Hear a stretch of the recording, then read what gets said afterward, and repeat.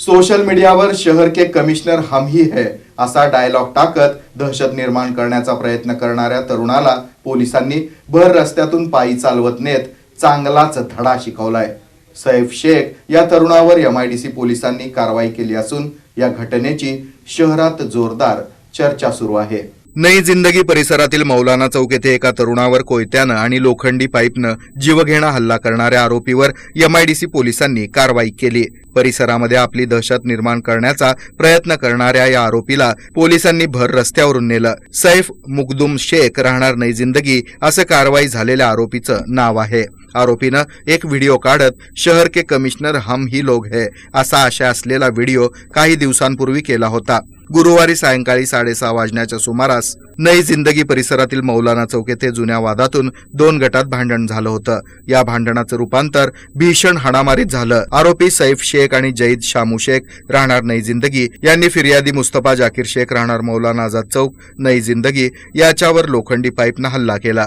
या गंभीर हल्ल्यात फिर्यादी मुस्तफा जखमी झाले असून त्यांना तातडीनं उपचारासाठी सिव्हिल हॉस्पिटलमध्ये दाखल करण्यात आलं आहे। या प्रकरणी गुन्हा दाखल झाल्यानंतर पोलिसांनी कारवाई करत आरोपींना नई जिंदगी परिसरातून ताब्यात घेतलं। त्यांच्यावर कठोर कायदेशीर कारवाई करण्यात आली। MIDC पोलीस स्टेशन हद्दीत दिनांक 21/5/2026 रोजी सायंकाळी 10:30च्या सुमारास नई जिंदगी परिसरात मौलाना आझाद चौक या ठिकाणी भांडण झालेले। त्यामध्ये जखमी मुस्तफा शेख व फरहान टुमकी असे होते। त्यामध्ये आरोपी सईद मुकदुम शेख व जईद शामू शेख यांनी लोखंडी कोयता आणि लोखंडी पाईप यांनी फिर्यादी यांना मारहाण केली होती। त्यामध्ये फिर्यादी जखमी होऊन सिव्हिल हॉस्पिटल ऍडमिट झाले होते।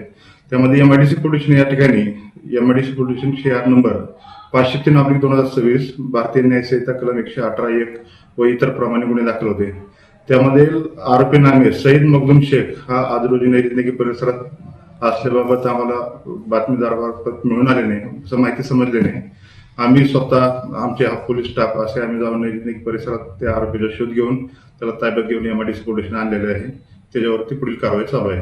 आरोपी गुन्ह्याबाबतची पार्श्वभूमी मिळून येत नाही, परंतु ते जे थोडे त्या परिसरामध्ये दहशत निर्माण करणे किंवा ते वादग्रस्त टाकणे, लोकांना धमकवणे अशी पार्श्वभूमी ते मिळून येत आहे। त्याच्याबाबत आम्ही कठोर कारवाई करण्याची तयारी केली। या कारवाईमुळे परिसरामध्ये पोलिसांचा वचक निर्माण झाला असून नागरिकांनी समाधान व्यक्त केलं आहे।